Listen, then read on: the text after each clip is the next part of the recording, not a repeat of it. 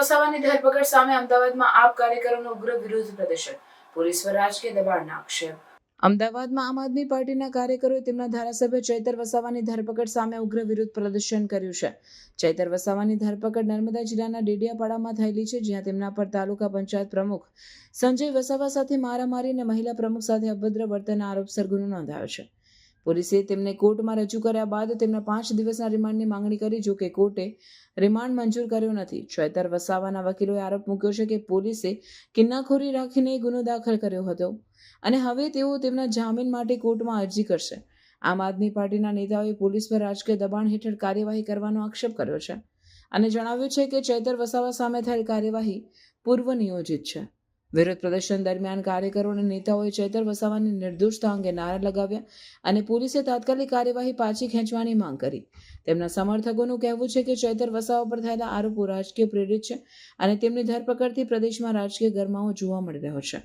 હાલમાં સમગ્ર મામલે વધુ તપાસ ચાલી રહી છે અને ચૈતર વસાવાના જામીન માટે કાનૂની પ્રક્રિયા આગળ વધી રહી છે। આમ આદમી પાર્ટી દ્વારા રાજ્ય સરકાર અને પોલીસ તંત્ર સામે વિરોધ અને આંદોલન ચાલુ રાખવાની ચેતવણી આપવામાં આવી છે।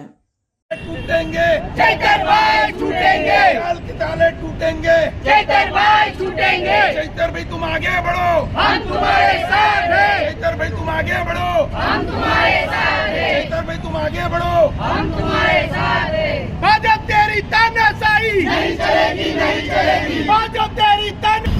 મારું નામ વિજય પટેલ, આમ આદમી પાર્ટી અમદાવાદ પડોશી પ્રમુખ।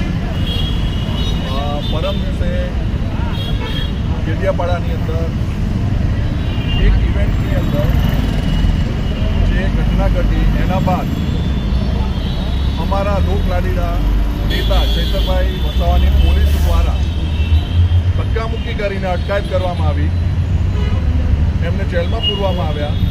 એના સમર્થનમાં આજે અમદાવાદ શહેર સમિતિ દ્વારા આઈ સપોર્ટ ચૈતર વસાવા નામનો આ પ્રોગ્રામ અમે આપી રહ્યા છીએ। સમગ્ર ગુજરાત અને મીડિયા અને બધાએ આ વસ્તુને નોંધ્યું છે કે આની અંદર પોલીસ એ ભાજપનો એક હાથો બની રહી છે। કેવી રીતે એક સામાન્ય બાબતને લઈને પોલીસ ઇવન અમારા નેતા અને ચૈતરભાઈના વકીલ એવા ગોપાલ ઇટાલિયાને પણ કોર્ટમાં જવા દેતા નથી। આ બતાવે છે કે ગુજરાતની અંદર કોઈ રીતે લોકશાહી જેવું કશું રહ્યું નથી। ચૈતરભાઈએ એવી કોઈ ચોરી નથી કરી, કોઈ બળાત્કાર નથી કરી નાખ્યો કે એમની સાથે આવું વર્તન થાય। ભલું કરો કે હજુ ન્યાયતંત્ર ક્યાંક જીવિત છે, એટલા માટે એમના 5 દિવસના રિમાન્ડ મંજૂર નથી થયા। આવી બાબતમાં શેના માટેના રિમાન્ડ લેવાની પોલીસને જરૂર હતી? શું ચૈતરભાઈ મનરેગાનું કમ્પાઉન્ડ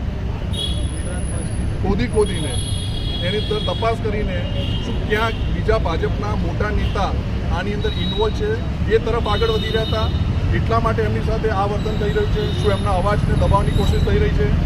આજે સમગ્ર ગુજરાતની અંદર દરેક જિલ્લાની અંદર આઈ સપોર્ટ ચૈતર વસાવાના નામે દરેક જગ્યાએ આ કેમ્પેઇન ચાલી